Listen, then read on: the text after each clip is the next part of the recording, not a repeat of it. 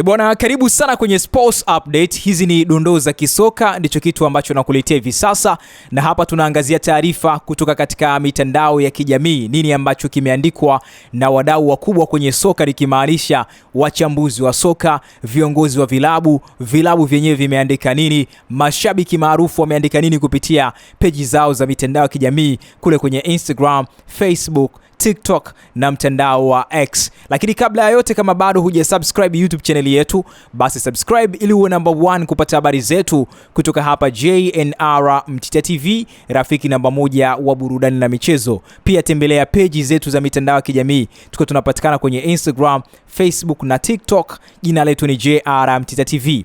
Na moja kwa moja kwenye dondoo za kisoka leo hii ni taarifa za tetesi kutoka kwenye peji ya mchambuzi wa soka maarufu anaitwa Hans Raphael. Hans Raphael amejinyakulia umaarufu mkubwa sana kupitia mitandao yake ya kijamii, akitoa taarifa za tetesi, uhamisho wa wachezaji, lakini pia katika madirisha ya usajili huwa anafuatiliwa sana. Lakini pia hata kama sio dirisha la usajili, huwa anatoa taarifa za ndani kuhusu klabu fulani au mchezaji fulani, uhamisho wake kutoka sehemu A kwenda sehemu B. Leo kupitia peji yake ya Instagram anatufahamisha kuna taarifa za ushawishi klabu mojawapo inaonekana hapa nyumbani Tanzania, kwa taarifa yake vile ambavyo ameiandika kuhusu mchezaji anaitwa Jean-Claude Girumugisha, huyu kutokea pale nchini Rwanda, mwenye umri wa miaka 21, kama kuna ofa ambayo inapitishwa kuweza kujaribu kumhamisha kutoka pale Al Hilal Omdurman. Sasa hajatoa taarifa kwenye peji yake ya Instagram kwamba huyu mchezaji anashawishiwa na klabu gani au pia anaenda nchi gani, lakini ikionekana kwamba Al Hilal wanashawishiwa kidogo na pesa au mtonyo ili mchezaji huyo aweze kuondoka hapo kwenye klabu yao. Mmoja kati ya wachezaji hatari sana, bila shaka kupitia michuano ya CAF Champions League utakuwa umemuona uwezo wake. Mmoja kati ya wachezaji hatari sana, bila shaka kama umetazama michezo ya CAF Champions League utakuwa umeona uhatari wake. Kama hujawahi kuona, pita kwenye page yake ya Instagram, lakini pia unaweza kupita kupitia YouTube channel. Siku hizi mambo yako wazi kabisa, ukaona uwezo wake huyu winga ambaye pia anaweza kucheza kama pia mshambuliaji wa kati. Yaani huyu bwana pale Rwanda tunaweza kusema moja kati ya wachezaji ambao sasa hivi wamejipatia umaarufu mkubwa sana ni huyu Girumugisha. Sasa kupitia page yake ya Instagram, Hans Raphael anaandika kwamba remember the name Jean-Claude Girumugisha 21, akimaanisha kwamba mwenye umri wa miaka 21. Ofa ya dola $600,000 inaandaliwa kuwajaribu Al Hilal. Ofa ya dola $600,000 inaandaliwa kuwajaribu Al Hilal. Sasa hawa ni nani ambao wanaandaa hii dola $600,000 kuwajaribu Al Hilal kama wanaweza kumuuza Jean-Claude Girumugisha? Ni Young Africans au Simba Sports Club? Hapa sasa tujafahamu, Hans Raphael hajatuweka wazi, lakini kupitia page yake hiyo ya Instagram, kile ambacho amekiposti Hans Raphael, tunaona comment ni nyingi. Kuna baadhi ya mashabiki wakisema huyo tajiri Modeuji bwana akiwa anajaribu kutengeneza ushawishi wake kumleta huyo pale Unyamani Msimbazi kwa wanalunyasi, lakini wengine wakisema hao Young Africans wanataka kufanya baraa kumshawishi Girumugisha kutua pale Young Africans. Kwa hiyo ndio baadhi ya vitu ambavyo vina trend hivi sasa katika mitandao ya kijamii na hoja akianzisha Hans Raphael. Lakini tumwangalie huyu Girumugisha ni nani. Kwanza ni mchezaji ambaye anatajwa sana hivi sasa.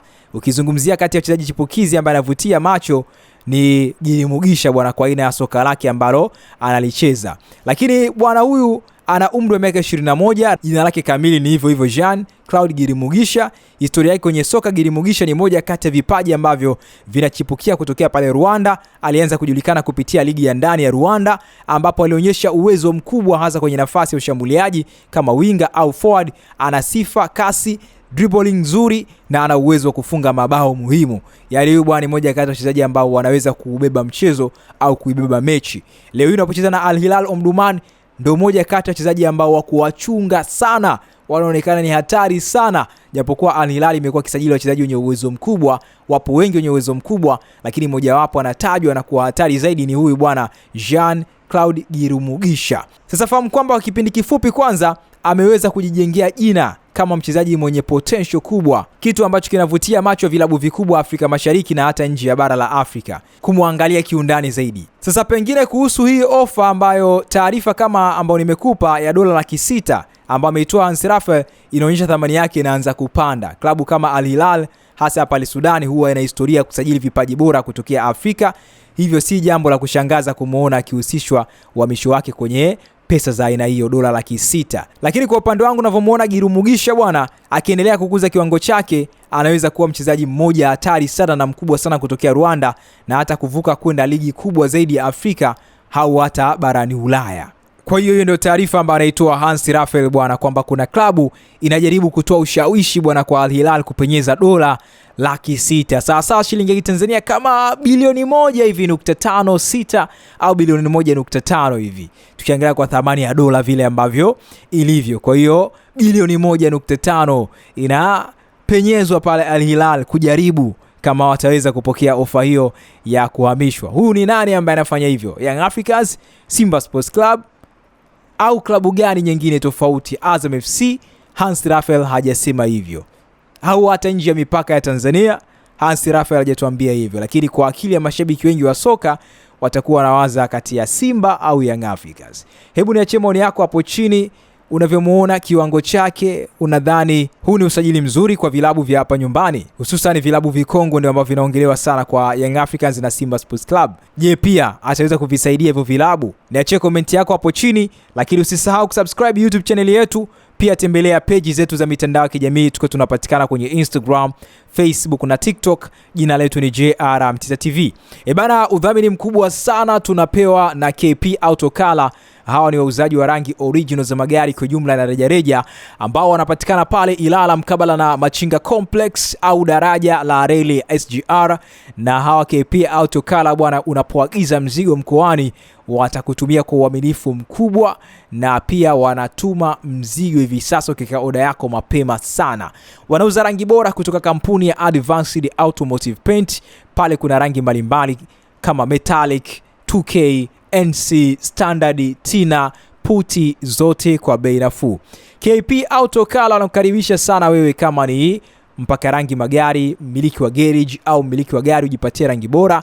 Pia wanachanganya rangi kutumia kompyuta, wanaskani sample ya rangi ambayo inahitajika na inapatikana rangi halisi bila makosa. Tembelea Instagram page yao kupitia @kp_auto_color. Hao mabingwa kuuza rangi original, rangi bora za magari.